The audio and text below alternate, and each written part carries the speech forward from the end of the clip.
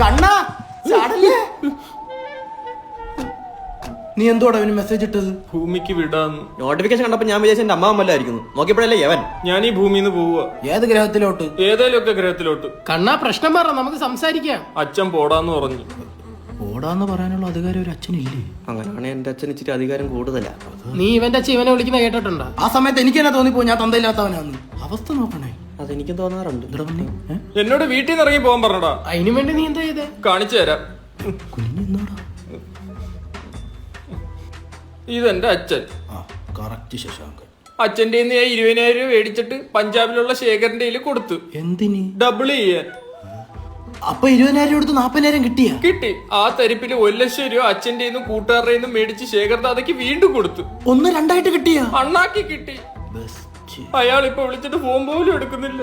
അയ്യോ, അപ്പൊ നമ്മൾ കൊടുത്ത 50,000 ശേഖരന്റെ ആണോ?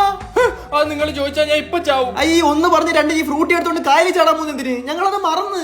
ആര് മറന്ന്? കുറച്ച് കഴിഞ്ഞ് ഓർക്കാം. നീ ടെൻഷൻ ആവാതെ, പൈസ ശേഖരട്ടന്റെ ഉണ്ടല്ലോ. പിന്നെ മുണ്ടക്കൽ ശേഖരന്റെ ഇരിക്കുന്ന പോടാ ഇറങ്ങി. അല്ലി ശേഖര എവിടെയുള്ളതെന്ന് പറഞ്ഞ്? പഞ്ചാബില്. നീ ഒരു അടയാളം പറ, നമുക്ക് കണ്ടുപിടിക്കാം.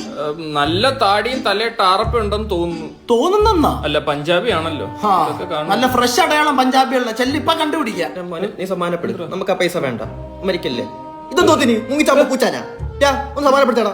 ഞാൻ അച്ഛനെ വിളിച്ചൊന്ന് സമ്മാനപ്പെടുത്തിട്ട് പോയി ഞാൻ കൂടെ ചാണ്ടി വരും. നീ എന്തെങ്കിലും അറിയാവുന്ന? നീ എങ്ങനെടാ മുങ്ങിച്ചാടി സൂയിസൈഡ് ചെയ്യുന്നത്? അതിന് ആര് ചാടിച്ചാവാൻ പോയി? ഫ്രൂട്ടിയിലെല്ലാം 1-ാം തരം എലി വെച്ച് അടിച്ചു വെച്ചേക്കുന്നത്. ഓ, ഫ്രൂട്ടിസൈഡ് ആയിരുന്നു. സുജിയേ, കാശാണോ പ്രധാനം? ഒരു കൂട്ടുകാരന്റെ ജീവിതമല്ലേ. ആ, വിളിക്കാം.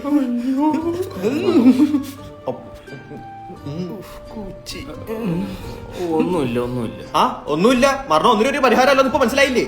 നമുക്കൊന്ന് ഹോസ്പിറ്റലിൽ പോണം. സുധീറെ, ആ വണ്ടി ഒന്ന് എടുത്തേ. എന്തിന്? ഒരു എമർജൻസി. മേടിക്കാം. അതല്ല, ഹോസ്പിറ്റൽ എമർജൻസി.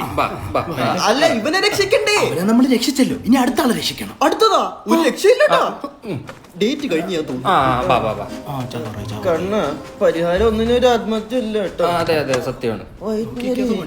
അത് കാണും ജീവിതമുള്ള കണ്ണ. ഒറ്റ എടുപ്പെടുത്തോടാ. അത് ചെലി പോലും ഇത്ര പെട്ടെന്ന് ചാവൂല. ഡബിൾ ഇൻഡിക്കേറ്റർ എന്തിനാ? ഒന്നുമില്ല, അവനെ അടുത്തും വലുത്ത് പറഞ്ഞൂടാ.